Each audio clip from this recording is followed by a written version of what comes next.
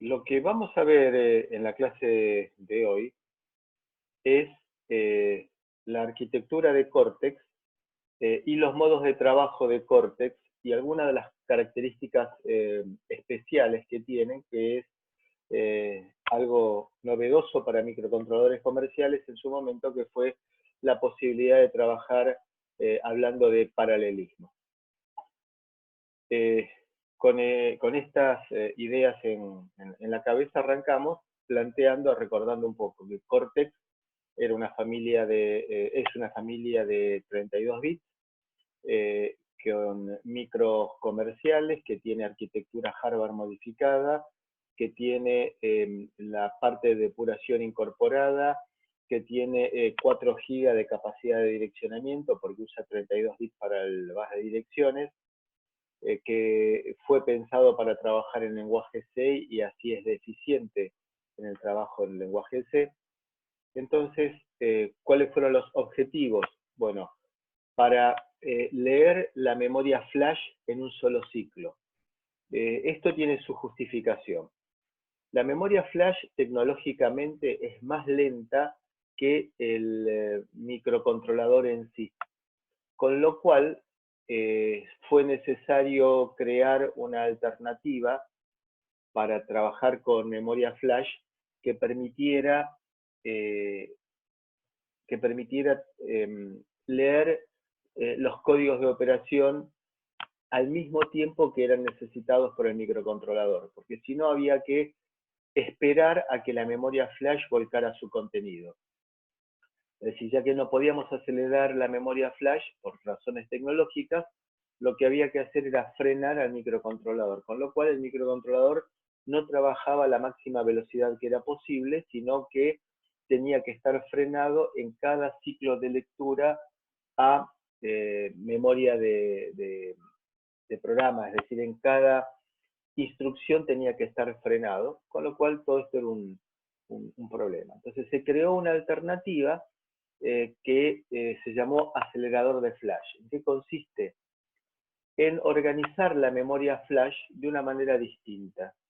En lugar de ser una memoria flash de 32 bits, era una memoria flash de, por ejemplo, 128 bits, es decir, 4 palabras de 32 bits.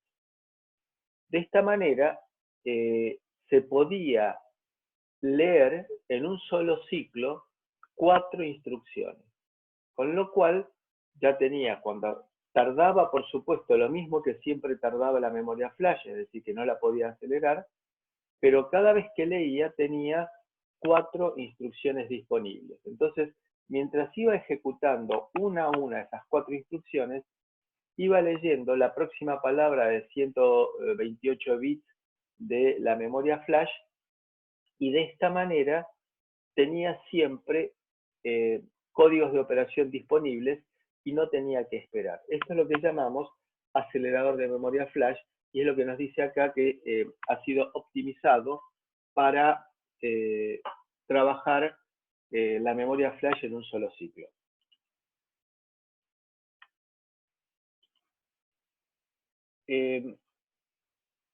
Tiene un sistema de interrupciones muy optimizado frente a lo histórico. Vamos a dedicarle mucho tiempo a eso, a hablar de las características de la memoria de la memoria de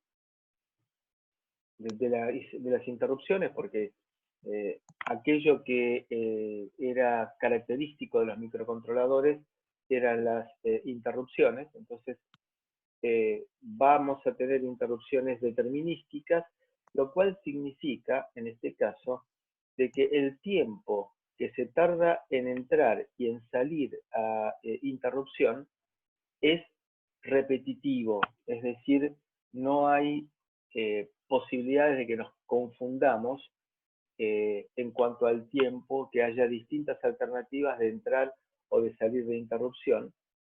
De esta manera se lograba el determinismo, que era una de las características que nosotros le estábamos pidiendo a nuestro microcontrolador, es decir, que fuera determinista. Entonces las interrupciones han sido optimizadas desde ese punto de vista, vamos a dedicarnos bastante a eso y vamos a hacer comparaciones con lo histórico para ver cómo se ha mejorado. Y nos aparece una interrupción no enmascarable para situaciones catastróficas.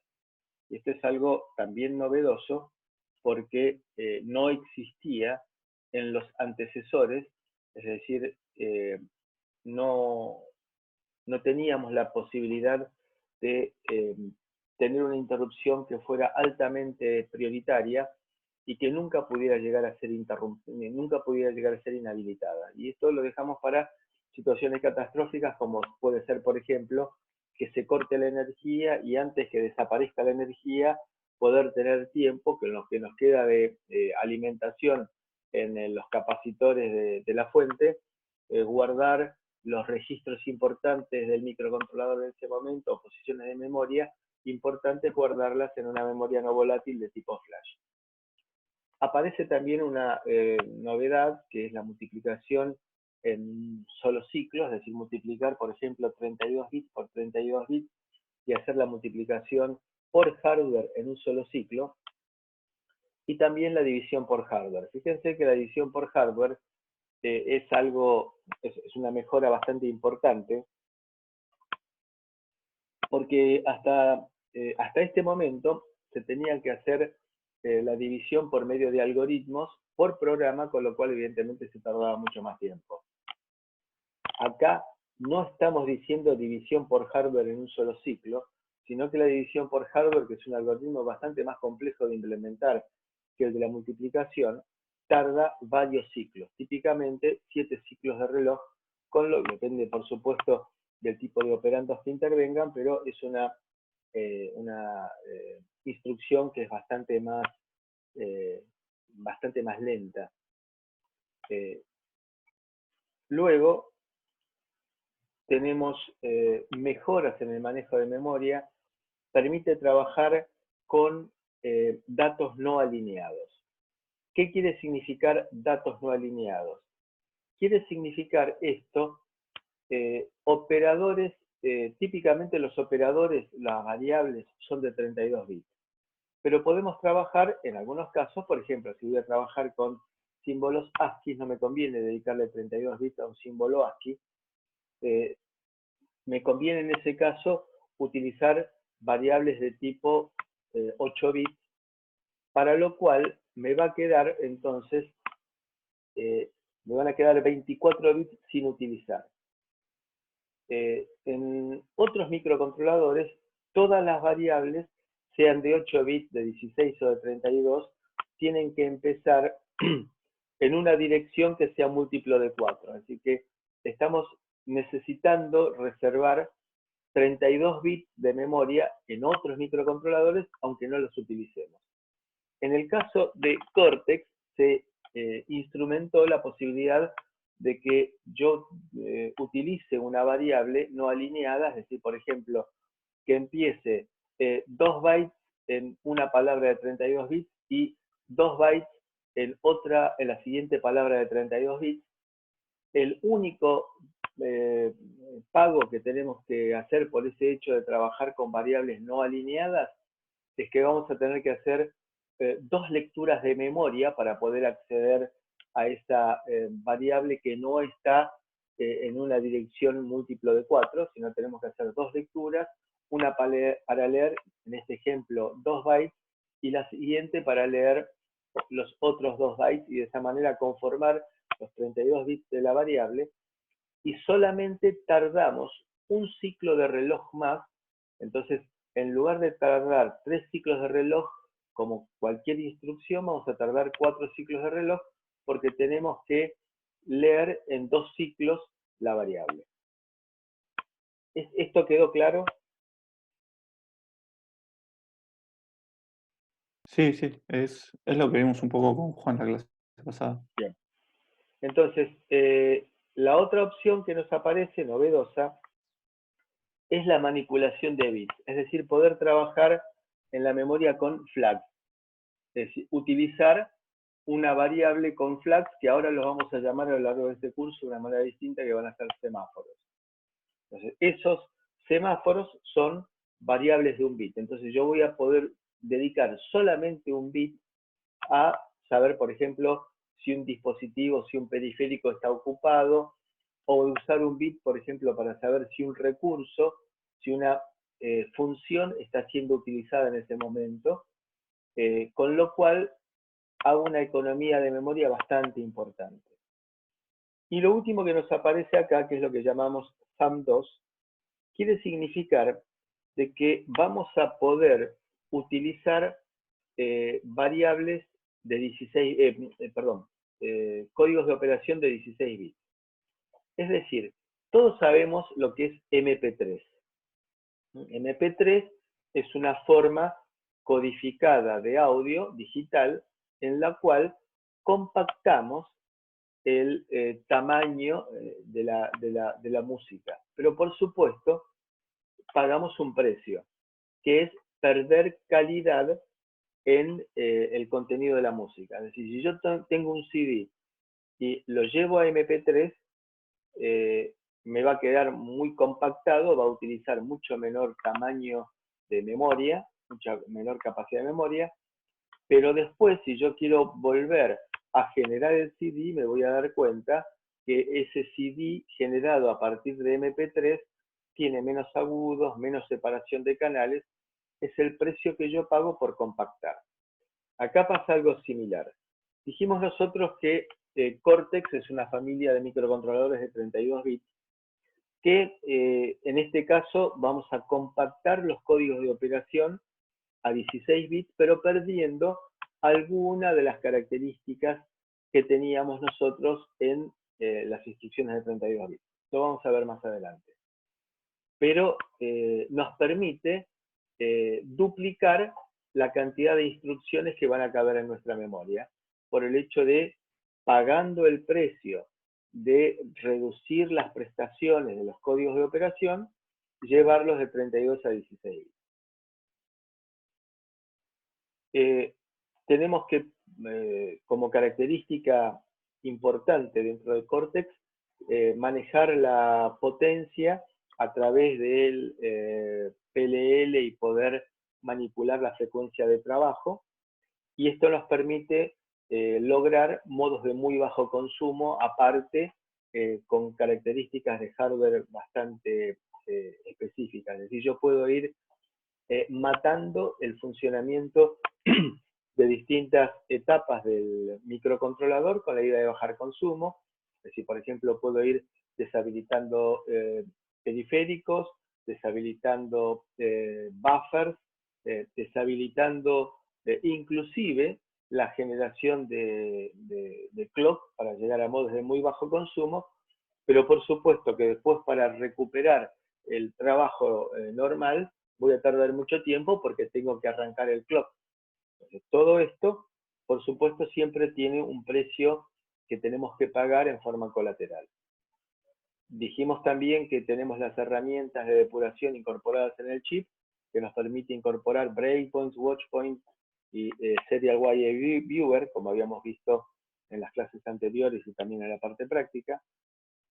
Fue pensado para trabajar en C, aún la parte del reset, de las interrupciones y excepciones. Después de entrar un poco en interrupciones, vamos a ver cómo es el mapa de memoria del microcontrolador.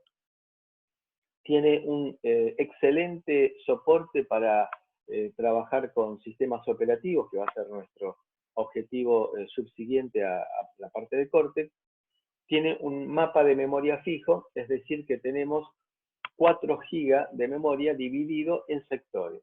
Entonces vamos a tener dentro del mapa de 4 GB, por ejemplo, 512 MB reservados para que haya ahí memoria flash, lo cual no significa de que tengamos algún microcontrolador comercial que tenga 512 MB de memoria flash.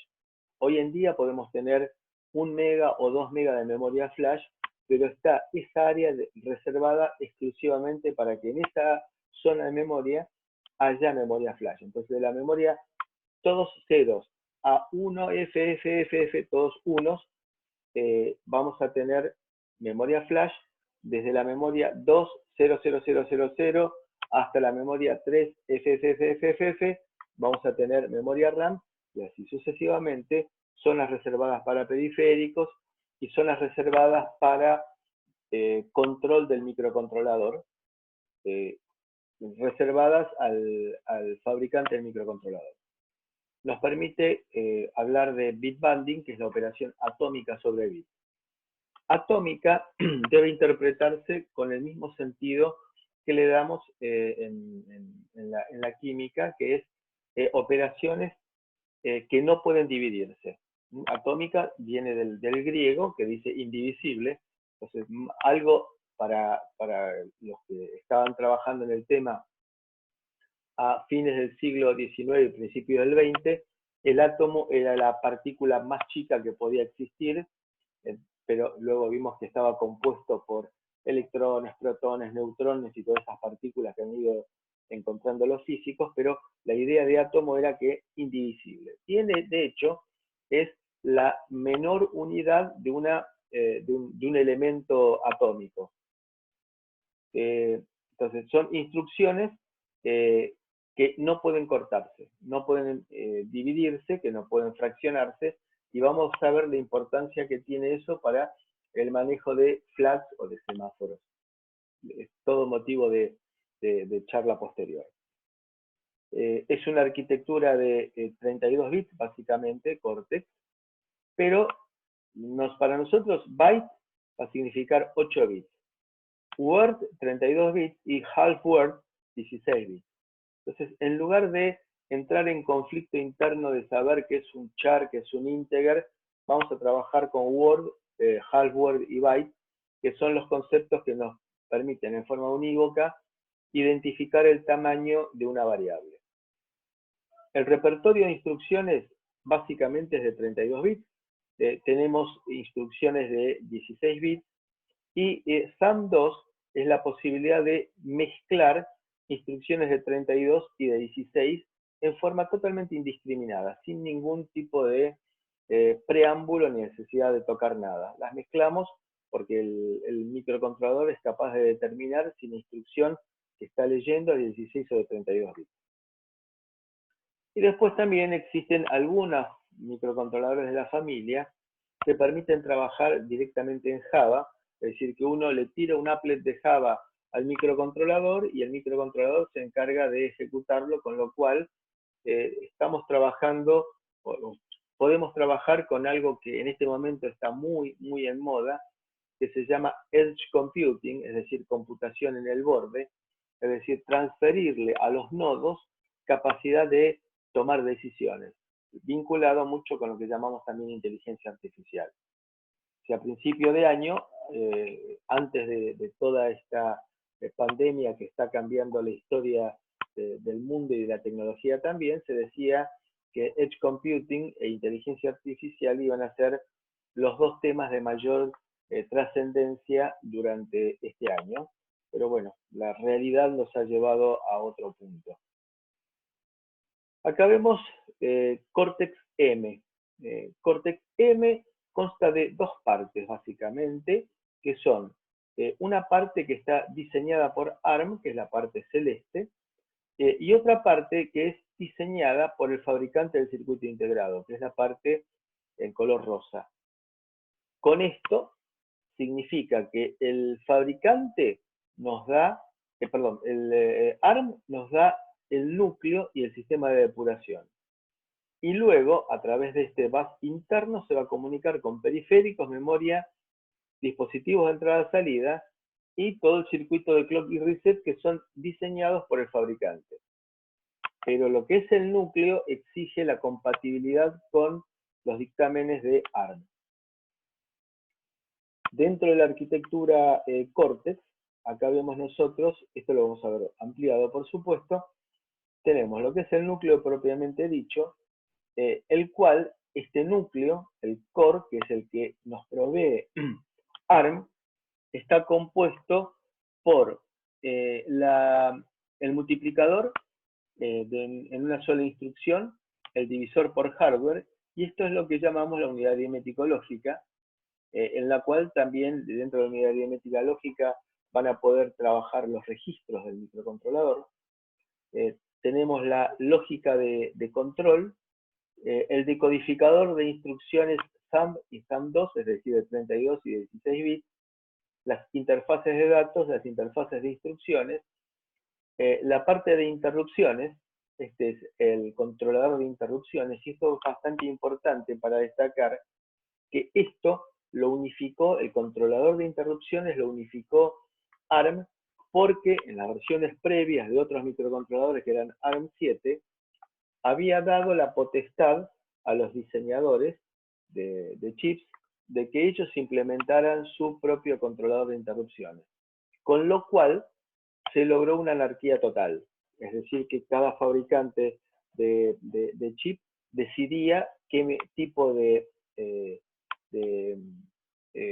controlador de interrupciones producía, con lo cual eran incompatibles entre sí, y la migración era casi imposible porque todo sistema con microcontroladores va a utilizar interrupciones. Es probablemente el elemento más sensible dentro de un sistema actual de microcómputo, y por lo tanto, al no ser compatible, se producía una gran complejidad para efectuar migraciones y evoluciones. Por lo tanto, en la arquitectura Cortex, ARM decidió incorporar ellos su propio controlador de interrupciones y nadie podía apartarse de eso. Y acá tenemos toda la parte vinculada con el debugging, que acá ETM es la abreviatura de Embedded Trace Macro Cell, es decir, que es toda la parte de debugging. Todo esto es lo que ARM provee dentro de su paquete de lo que llamamos el core.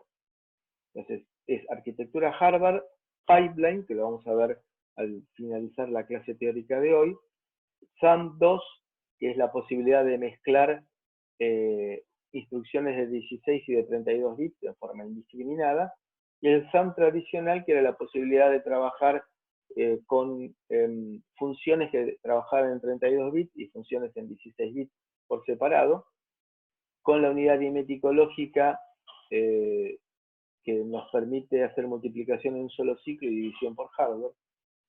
Y dentro de toda esta arquitectura de Cortex-M, vamos a tener también el controlador de interrupciones programable y configurable, muy flexible y muy poderoso. El bus matrix, que es una forma de conectividad que nos va a llevar un rato luego a analizarla, que es una forma de conectividad muy interesante y original que se desarrolló con Cortex, que es equivalente a imaginar que tenemos un circuito impreso multicapa en el cual las vías de conexión entre las distintas capas son movibles en tiempo de ejecución. Es una idea muy poderosa, muy versátil y muy original que la vamos a profundizar. Entonces, también tenemos toda la parte de sistemas de depuración avanzadas, la unidad de protección de memoria que habíamos mencionado anteriormente, y la parte de debugging que está dentro del Embedded Trace Macro Cell.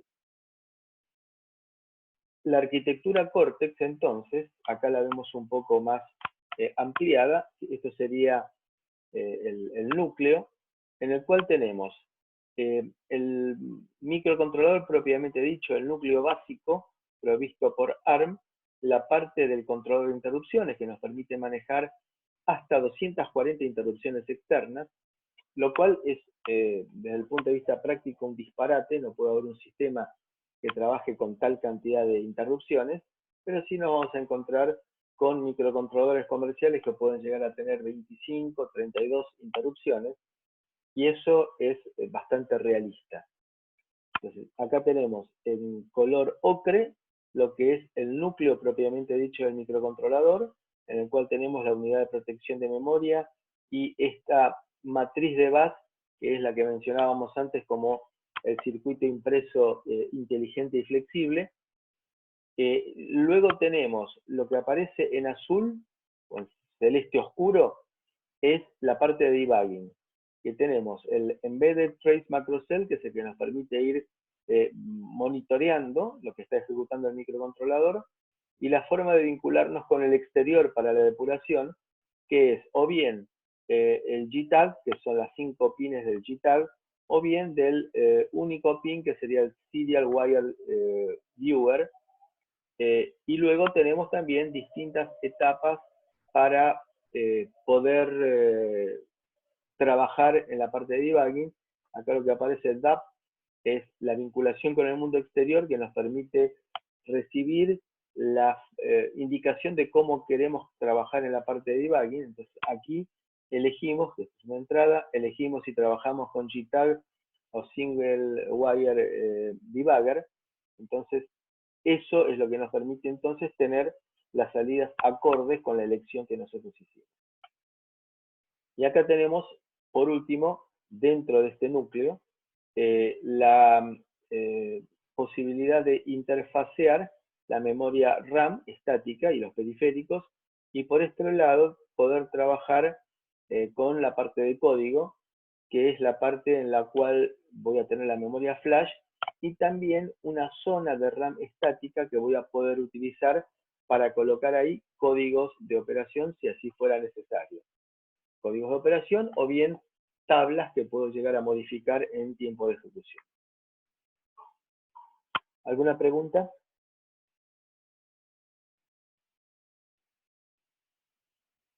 Por mi parte, no.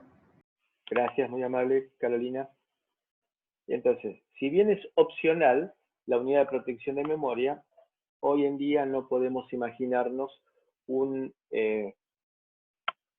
microcontrolador que no tenga una unidad de protección de memoria, porque esa unidad de protección de memoria es fundamental para poder trabajar con sistemas operativos en tiempo real. ¿Por qué?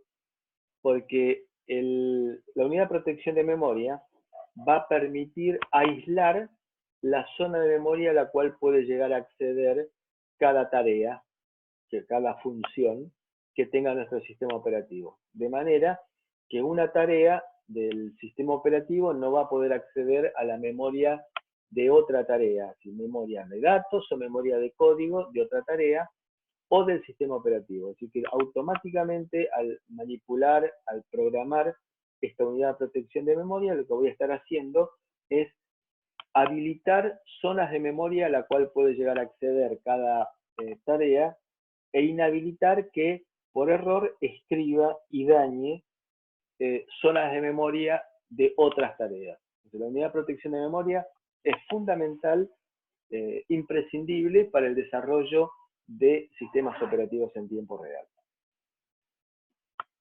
Entonces, AMBA significa Advanced Microcontroller Bus Architecture. Es la forma en la cual ARM ha estructurado la conectividad entre el microcontrolador propiamente dicho, los periféricos y las memorias.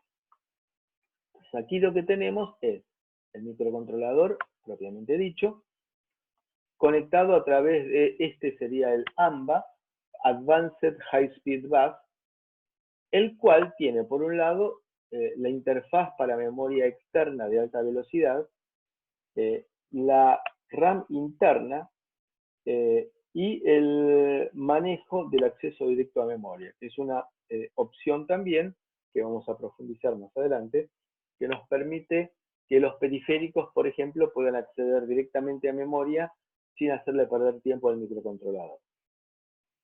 Y acá nos parece un concepto que es novedoso, pero vamos a ver que no lo es tanto. Se llama el Advanced Peripheral Bus Bridge, es decir, el puente para el bus de periféricos avanzados. ¿En qué consiste? ¿Cuál es la idea? Y esta idea es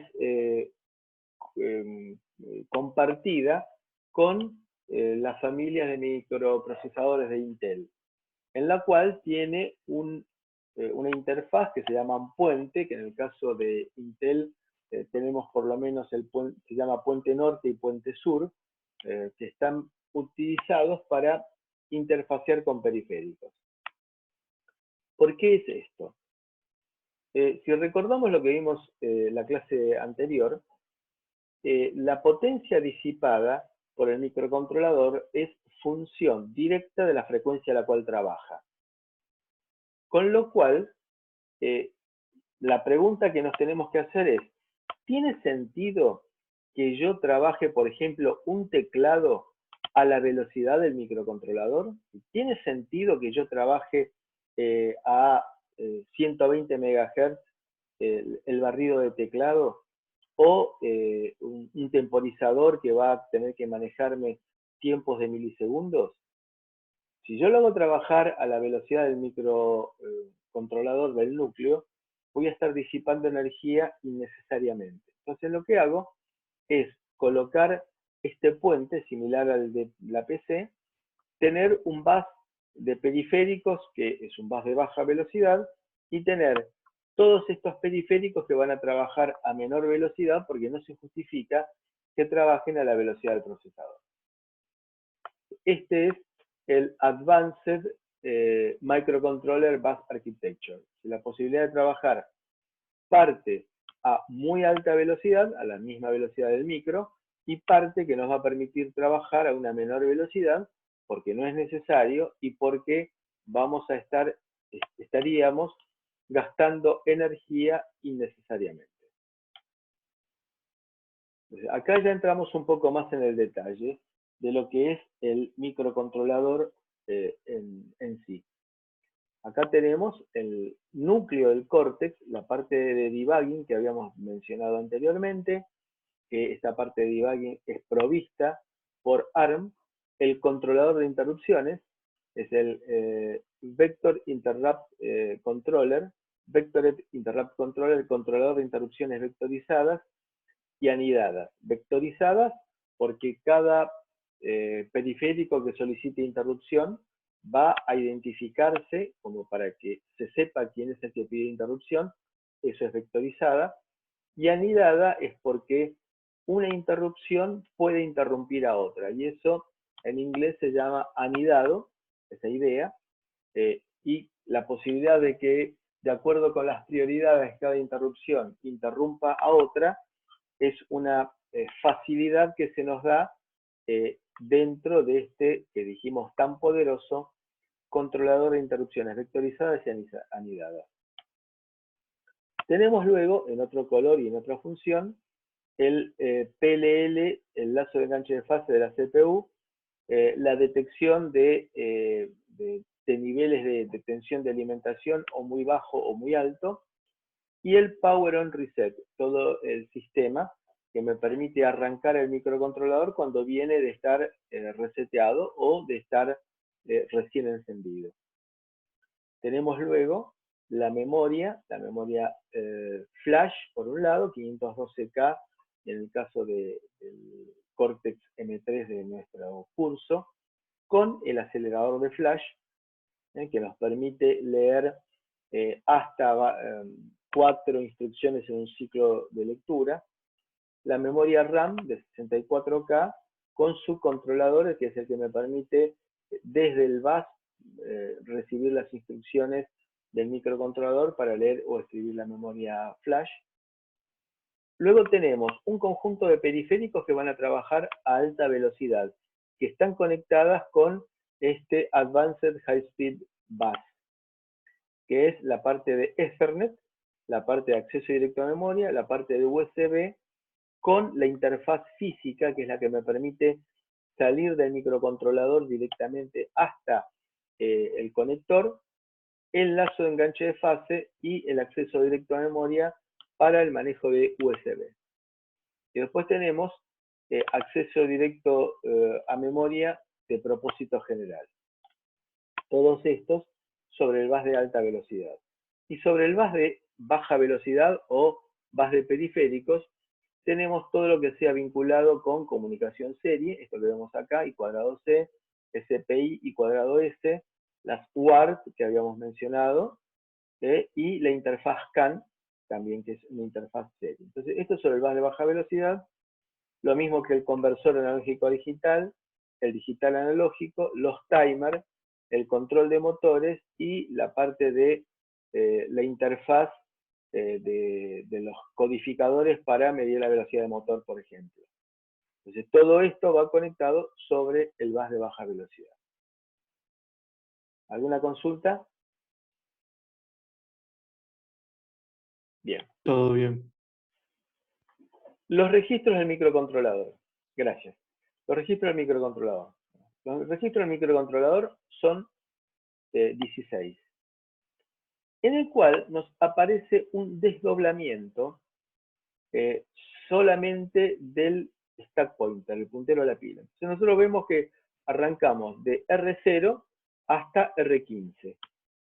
Pero hay 3 registros que, aparte de poder ser utilizados como registros generales, es decir, como fuente o destino de operaciones aritmético-lógicas, también nos permiten tener funciones específicas, como por ejemplo el registro R13, que es el puntero a la pila, el R14, que es el link register, y el R15, que es el contador de programa. ¿Qué es el link register? Bien, el link register es un registro producto de la arquitectura RISC de Cortex.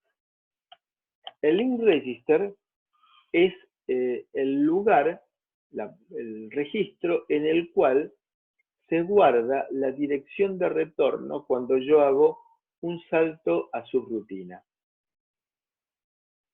El salto a subrutina es un salto que se lo llama justamente salto con link, con vinculación, utilizando la instrucción branch, la instrucción de salto. Entonces, el salto común cambia el valor del contador de programa, es una ramificación del programa, por eso se llama branch. Y en el caso del branch and link, que es lo que uno llamaría normalmente como llamado a subrutina, se guarda la dirección de retorno de una subrutina en el registro R14 o link register. Debemos tener en cuenta de que tenemos un solo link register, con lo cual se nos complica un poco el uso de subrutinas anidadas, pero también eso tiene solución y que la vamos a ver un poco más adelante. Entonces, dentro de la arquitectura de registros, dijimos que vamos a trabajar con load store, separando instrucciones de lectura y escritura de las instrucciones de movimiento de datos. Vamos a trabajar con registros de 32 bits, con un esquema flexible de registros, es decir, cualquiera puede llegar a ser utilizado como puntero a memoria o como fuente o destino de cualquier operación aritmético-lógica. Con el caso del doble puntero a la pila, porque está pensado que, como esto va a trabajar con sistemas operativos, entonces uno de los punteros a la pila lo va a utilizar el sistema operativo propiamente dicho, y el otro puntero a la pila lo van a utilizar las funciones, de manera de que se tenga separado los punteros a la pila y las pilas, y vamos a ver que la pila es algo fundamental para mantener la estructura del sistema operativo. Con lo cual, entonces, cada tarea tendrá su pila, su entorno de valores posibles de puntero a la pila, y el sistema operativo tendrá su propio puntero a la pila y por lo tanto su propia pila. Entonces, acá es la razón, vemos la razón por la cual tenemos doble puntero a la pila. Y por último, el espacio de direccionamiento lineal de 32 bits quiere significar que tenemos 4 GB de capacidad de direccionamiento y cada zona de memoria tiene su razón, su finalidad específica, en el sentido de tener una zona de memoria reservada para memoria flash, otra zona de memoria reservada para memoria de datos, y así sucesivamente para periféricos, etc. Entonces, este es el conjunto de registros que siempre va a estar disponible, y enseguida vamos a entender por qué. El conjunto de registros de R0 hasta R7 siempre van a estar disponibles. De R8 a R15 vamos a tener cierto tipo de restricciones. Dijimos que los registros específicos son el R15, que actúa como contador del programa, el R14 como link register, para almacenar la dirección de retorno de subrutina. El R13 es el puntero a la pila, con doble significación, puntero a la pila para sistema operativo y puntero a la pila para tareas. El registro de estado del programa, en donde se van a almacenar, entre otras cosas, los flags y el estado en el cual se encuentra el microcontrolador. Y después un conjunto de registros dedicados a la parte de control de interrupciones, y que también lo vamos a ver en detalle, que es el pre-mask, el fault-mask y el base-pre. Y un registro de control en el cual voy a poder trabajar para bajar a los modos de bajo consumo, por ejemplo, o cambiar la velocidad de trabajo del microcontrolador operando sobre el PLL. Ahora entramos en los modos ARM, Thumb y Thumb2. Dijimos entonces que el Cortex M3 permite trabajar con instrucciones de 32 bits. Thumb es un modo comprimido de 16 bits, en el cual es equivalente a lo que llamaríamos un código de operación MP3eado. MP3 significa comprimido, perdiendo características, y Thumb2 es el que incorpora 32 bits y 16 bits de instrucciones en forma indiscriminada. Pasamos de una a la otra. En los modelos viejos, por ejemplo en ARM7, teníamos que escribir todas las instrucciones de 32 bits en un archivo y compilarlas. Todas las instrucciones de 16 bits en otro archivo y compilarlas también. Luego teníamos que efectuar por un pasaje por medio de una instrucción del modo de 16 bits al modo de 32 bits y del modo de 32 bits al modo de 16 bits. Esto producía una sobrecarga, lo que llamamos acá un overhead, es decir, tiempo perdido y también código perdido, porque tenemos que agregar instrucciones para efectuar el pasaje de un modo a otro. Lo cual lo hacía un poco molesto y tenía inconvenientes el utilizar los dos modos de trabajo en la arquitectura ARM7. Entonces, esto era un archivo, esto era en otro archivo, se compilaban separados, se linkeaban, y ahí se tenía el código generado completo.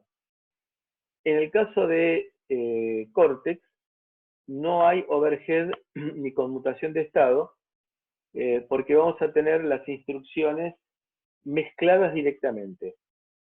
No tenemos que hacer ningún tipo de caso en particular de separación, hacer nosotros este trabajo, sino que automáticamente el compilador se va a dar cuenta si puede llegar a modificarse el modo de trabajo de 32 a 16 bits, si es posible eso. Por ejemplo, si yo quiero incrementar un registro, habíamos visto que no existe la instrucción incremento en Cortex, sino que tenemos que sumarle 1 a un registro. Y ahí el compilador dice, para sumar a 1, yo no tengo por qué usar una instrucción de 32 bits. Si esa instrucción de 32 bits puede ser reemplazada por una de 16 bits, entonces podemos, sin ningún tipo de problema, migrar automáticamente a instrucción de 16 bits. El compilador hace ese trabajo. Y hay casos en los cuales, perdiendo ciertas prestaciones, que en ese caso en particular no son utilizadas, podemos llegar a trabajar todas con instrucciones de 16 bits.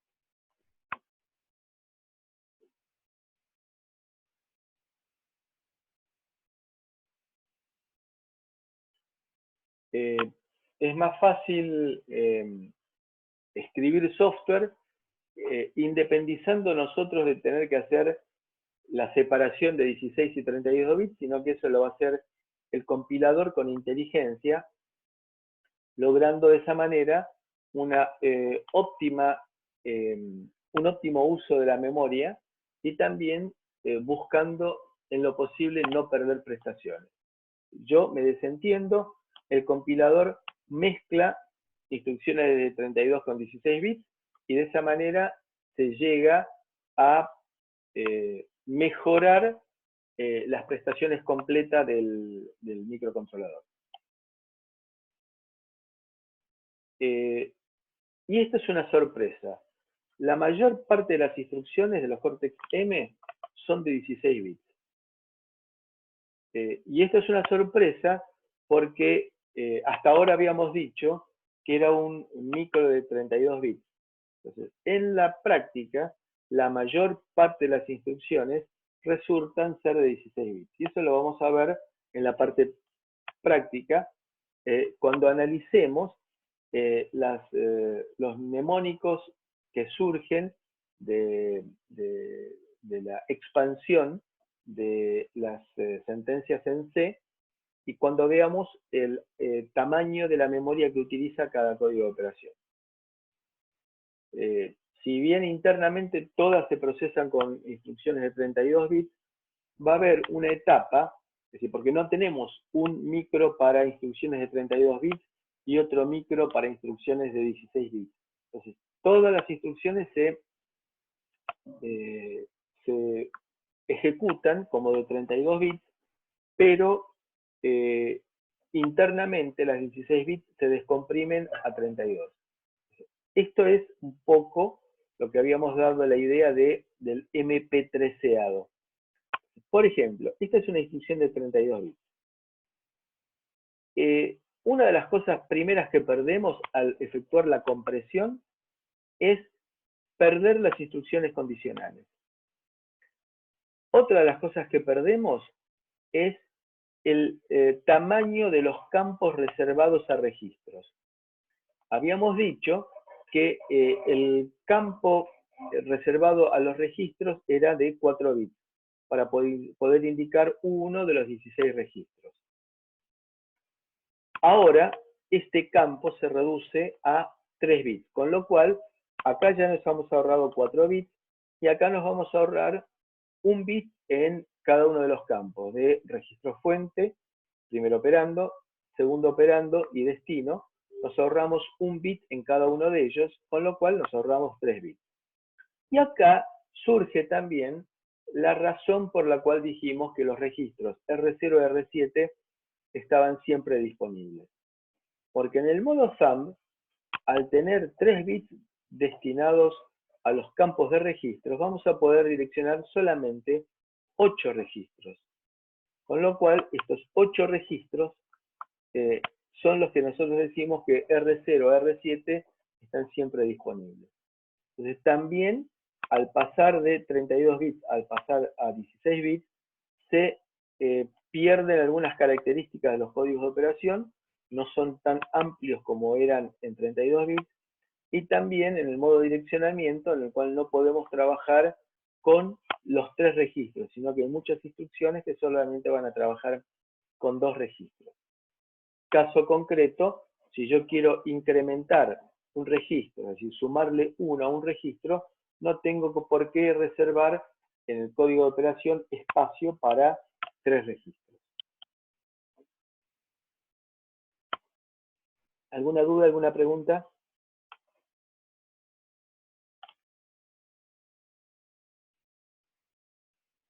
En el caso del lenguaje de ensamblador unificado de ARM, si yo no indico lo contrario, el compilador va, cuando escribe una instrucción, a utilizar, si es posible, el código de operación de 16 bits. Por ejemplo, si yo digo esta suma, y esta S vamos a ver qué significa, con 1, que será un incremento, a ser implementado como una instrucción de 16 bits. ¿Por qué? Porque estoy usando un solo registro, está dentro del concepto de registro 0 a 7, y con lo cual esta instrucción, que no es condicional, la puedo simplificar en un código de operación más pequeño y la implementa el compilador 16 bits. Yo puedo darle directivas al compilador explícitas de utilizar instrucciones de 16 o de 32 bits por medio de este sufijo. Entonces yo digo add s punto w de wide, ancho, lo hace 32 bits. Si le pongo n de narrow, lo interpreta como 16 bits. Esto se llama strong typing, es decir, con énfasis, pero si no le escribo nada, le dejo la posibilidad que lo elija el compilador, el tipo de instrucción que va a utilizar, y de ser posible siempre va a usar instrucciones de 16 bits. Acá vemos, entonces para el caso de thumb, yo tengo instrucciones de 32 bits, para el caso de ARM tengo instrucciones de 32 bits, para thumb instrucciones de 16 bits. Habíamos dicho que para los micros anteriores esto iba en archivos distintos y se compilaban por separado. En el caso de thumb2, que es lo que tiene nuestro Cortex M3, toda la familia Cortex, mezclo instrucciones de 32 con instrucciones de 16, con una de 32 con una de 16. Entonces, acá vamos a tener un decodificador de instrucciones que me va a desmp3ear la instrucción de 16 bits y llevarla a 32 bits. Bien, estas son las comparaciones que nos proveen normalmente los fabricantes, diciendo que vamos a ser mucho más felices en nuestra vida si utilizamos Cortex M3, porque tiene un montón de mejoras frente a lo que era thumb y ARM por separado. Tenemos un conjunto de subfamilias Cortex M. M0, M3, M4 y también después vamos a ver M7. Entonces, M0 era el conjunto de microcontroladores que están orientados a competir con los micros de 8 bits.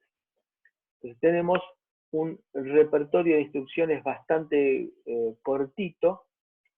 Cortex M3 ya es un micro de 32 bits, de 16/32 bits, bastante poderoso, y tenemos compatibilidad en este sentido. Un programa que fue escrito para Cortex M0 se puede recompilar y ejecutar en Cortex M3. Cortex M4 incorpora un conjunto de instrucciones, que es la que aparecen aquí en rosa, orientadas al procesamiento digital de señales, y existe compatibilidad, es decir, que un código de Cortex M0 se recompila para Cortex M4, un código de Cortex M3 se recompila para Cortex M4. Y por último nos aparece la parte de punto flotante, que es una opción que tienen los Cortex M4. Y de vuelta, entonces yo tengo un código de M0, M3, M4 a secas, lo recompilo y genero código para Cortex 4F, M4F, incorporando instrucciones de punto flotante. ¿Alguna pregunta? Bien, sigo entonces. Y para redondear la clase de hoy, la parte teórica, la parte de pipeline. ¿Qué significa esto? Significa que si esta es la arquitectura del microcontrolador, tenemos el banco de registros, tenemos la unidad de multiplicación y división por hardware, el barrel shifter, que eso va a tener sentido la próxima clase, la unidad aritmético lógica, que nos va a permitir efectuar la reescritura de las operaciones que hagamos en la unidad aritmético lógica en el registro. Por ejemplo, yo sumo el registro 4 más el contenido del registro 6 y lo quiero guardar en el contenido del registro 0. Entonces acá tengo el registro 4, el registro 6, y lo reescribo el resultado en el registro R0. Y acá tenemos la interfaz con la memoria de datos, es decir, la unidad aritmético lógica va a trabajar habitualmente leyendo y escribiendo de la memoria de datos, mientras que aquí tenemos la parte de instrucción propiamente dicha. Entonces, la parte de instrucción propiamente dicha es la que nos permite trabajar con la memoria flash. Entonces, esta memoria flash es la que nos va a proveer de instrucciones para que sean decodificadas y ejecutadas con un incrementador, decrementador de direccionamiento a memoria y toda la parte del registro que me permite generar las direcciones. Esta sería entonces la interfaz con la memoria de código, típicamente la memoria flash.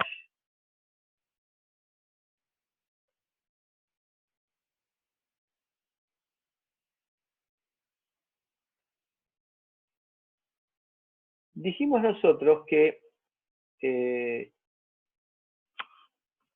ciclo perpetuo de instrucción, de una instrucción, es buscar código de operación,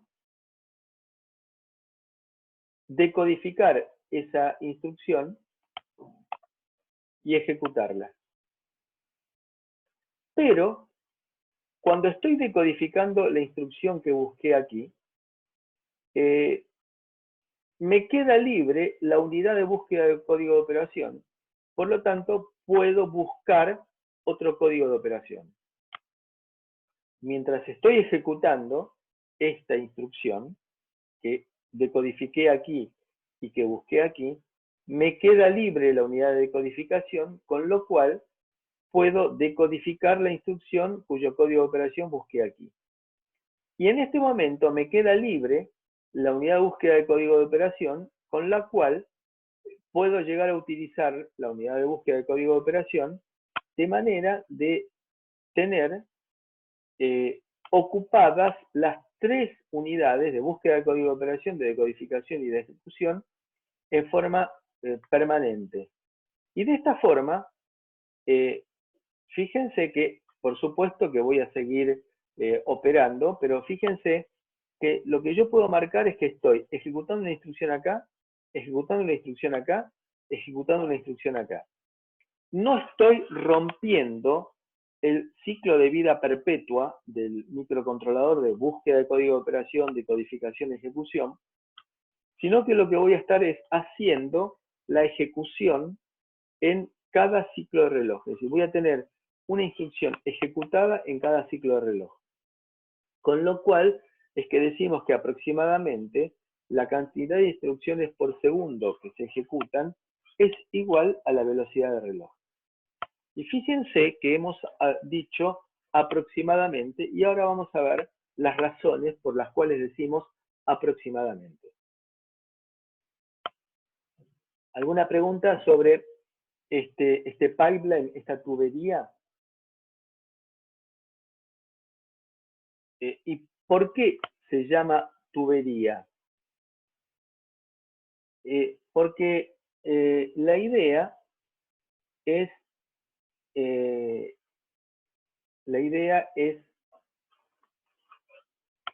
un oleoducto que va, por ejemplo, de Comodoro Rivadavia hasta Bahía Blanca. Entonces, es un oleoducto de 1000 y pico de kilómetros, y desde Comodoro Rivadavia empiezan a bombear, a enviar por ese poliducto petróleo crudo para que sea refinado en Bahía Blanca. Llegó un momento en el cual desde Bahía Blanca le dicen, envíame también, por ejemplo, nafta premium. ¿Por qué? Porque la nafta premium hay parte que viene importada y la descargaron en el puerto de Comodoro Rivadavia. Entonces, después de enviar el petróleo crudo, envían nafta premium. Y después le dice, y también después mandame gasoil premium, que también lo descargaron de un barco. Entonces, tenemos viajando en el poliducto petróleo crudo, nafta premium, gasoil premium. Entonces, si sacamos una foto al poliducto, vamos a ver que tenemos 3 etapas de fluidos que están circulando, que sería este caso, en el cual nosotros, si sacamos una foto del microcontrolador en este momento, vamos a ver que tenemos petróleo crudo, petróleo crudo, nafta premium y gasoil premium. Así que esa es la idea de por qué se llama pipeline, como si fuera una tubería. En el caso de Cortex, con la idea de que la instrucción se ejecute en un solo ciclo de reloj, digamos que no estoy hablando de que toda la instrucción se ejecute, sino que esta unidad de ejecución, esta tercera etapa, trabaje en un solo ciclo. Entonces, le estamos dividiendo la instrucción en las etapas claramente. Primero, hacemos una búsqueda de la instrucción, después efectuamos una decodificación de la instrucción y lectura de los registros que forman parte de esa instrucción, y acá tenemos un branch especulativo. Esto significa que cuando nos encontramos con una instrucción de branch, de salto, no siempre vamos a tener que saltar. Porque si es una instrucción condicional, por ejemplo, branch if carry, saltar si la última instrucción fue produjo acarreo, nosotros nos conviene que nuestro microcontrolador, igual, aunque no vaya a saltar por las dudas, calcule la dirección a la cual tendría que saltar para que la tenga lista en el momento de ejecución. Entonces, acá tenemos el branch especulativo, en el cual se calcula la dirección a la cual debería saltar por las dudas, para tenerla lista. Y cuando llegamos a la unidad de ejecución será la de multiplicación y división, será la de efectuar operaciones aritmético-lógicas y de salto. Inclusive acá hay un shift que está vinculado con algo que habíamos visto antes y que no analizamos, que se llamaba barrel shifter, que lo vamos a entender en la próxima clase. Entonces, acá hago un shift y ejecuto la instrucción que había decodificado anteriormente, y si es necesario, utilizo toda la lógica de escritura sobre memoria.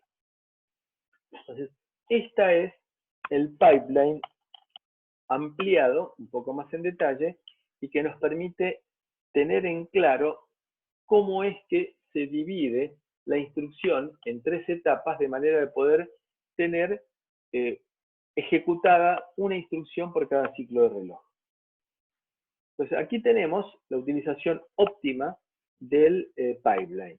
Veamos. Instrucción suma, busco código de operación, decodifico, ejecuto. Resta, busco código de operación, decodifico, ejecuto. Una OR lógica, busco, decodifico, ejecuto.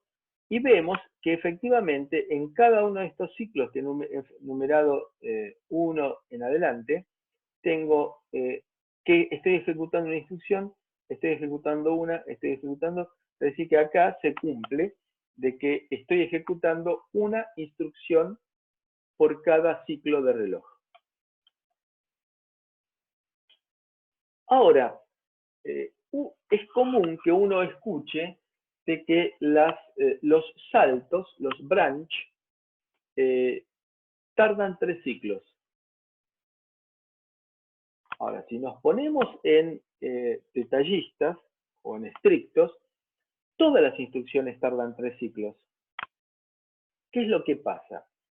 Lo que pasa es que, por ejemplo, acá tengo una instrucción branch. En realidad es un poquito más compleja, con esta X, branch and exchange. Entonces, saltar a la dirección contenida en el registro 5. Miren qué poderoso. Entonces, salto. Entonces, busco, decodifico, ejecuto. Entonces, ahí me encuentro que tengo que cambiar, fíjense que este branch me va a llevar a la dirección, desde la 8000 me va a llevar a la, por ejemplo, 8FS. Con lo cual, si bien el micro siguió buscando código de operación y decodificando, no tiene que ejecutar porque todo esto que estaba en el pipeline quedó desactualizado. Y esto se vuelve a entrar en carrera cuando salta la nueva dirección. De aquí salta esta dirección. Entonces, en estos dos ciclos de reloj no se ejecutó ninguna instrucción. Esa es la diferencia. Todas las instrucciones tardan siempre 3 ciclos de reloj en ejecutarse, pero cuando me encuentro con un salto, que se ejecuta el salto, me queda desactualizada la memoria interna, el pipeline, con lo cual va a haber 2 ciclos en los cuales no ejecuto instrucciones. Esa es la única diferencia. Siempre las instrucciones tardan 3 ciclos de reloj en ejecutarse. El otro caso es el caso en el cual habíamos mencionado las variables no alineadas. Entonces, en el caso de las variables no alineadas, dijimos de que voy a necesitar 2 ciclos de reloj para leer la variable no alineada. Esto es lo que vemos acá. Entonces, aquí leeré, en el ejemplo que habíamos utilizado, 2 bytes, y acá leeré 2 bytes. El precio entonces que pago por no tener variables alineadas es que la instrucción me va a demorar un ciclo de reloj más. Con lo cual, como la unidad de ejecución está ocupada en estos 2 ciclos de reloj, no puede ejecutar la instrucción que decodificó aquí. Entonces, la etapa de decodificación también va a estar ocupada almacenando el dato que tenía, con lo cual no va a poder decodificar aquí. Con lo cual, se estira la instrucción y la ejecución de todo el programa debido a que la lectura tardó un ciclo más. Lo cual nos obliga a reflexionar un poco. Y pregunto a todos, ¿es determinístico un microcontrolador en que el tiempo que tarda en ejecutar una instrucción dependerá si el dato está alineado o no está alineado? Repito, para que quede bien en claro. ¿Es determinístico un microcontrolador en el cual el tiempo de ejecución dependerá si la variable está o no está alineada? Escucho respuestas.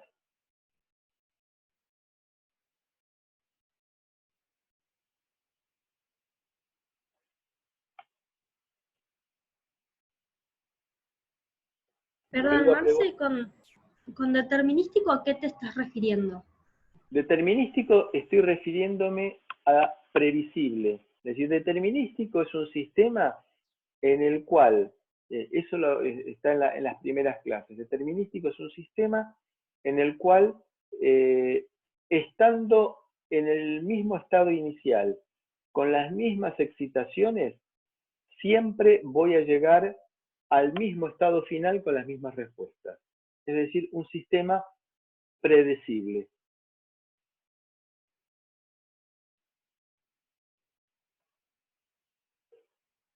Y la condición adicional que se agregaba era que esa respuesta se llegara en el mismo tiempo, preferiblemente. Entonces, si el sistema, para ser determinístico, tiene que ser predecible, es decir, lo contrario a determinístico es estocástico. ¿Qué significa estocástico? Aleatorio. No, aleatorio no. Porque aleatorio significa que puede tomar cualquier valor. Estocástico quiere significar estadístico. Por ejemplo, en el caso del airbag del automóvil, yo pretendo que el airbag del automóvil actúe en 50 milisegundos, más o menos 5 milisegundos. Ese es el tiempo óptimo, porque si no, el airbag está, en el momento que impacto contra el airbag, está duro y es una piedra, o si tarda demasiado tiempo, salgo por el parabrisas y el airbag no actuó. Entonces tengo una cota de 50 milisegundos más o menos 5 milisegundos. Tiene que ser estrictamente determinístico, predecible. Entonces, si fuera estocástico, yo diría que el airbag va a funcionar en un 70% de las veces. Esa es la contraposición entre estocástico y determinístico. Entonces, pregunto, vuelvo después de todo este repaso.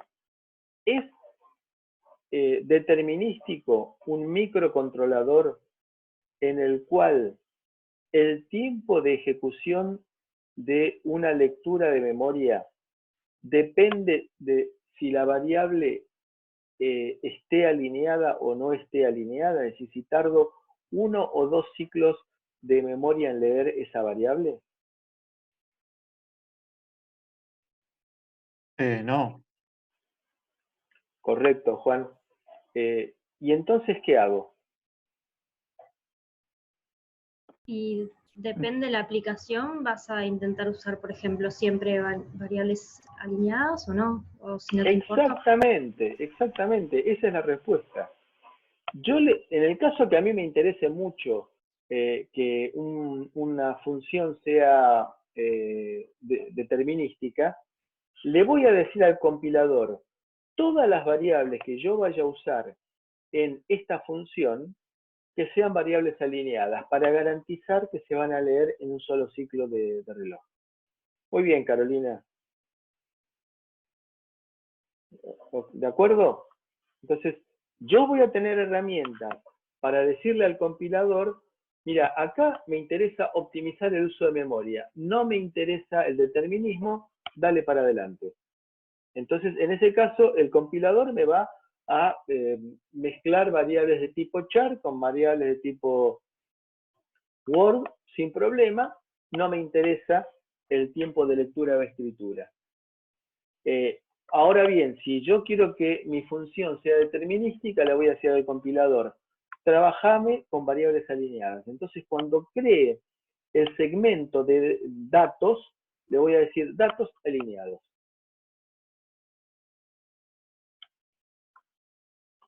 ¿Quedó claro? ¿Alguna pregunta más? ¿Dudas?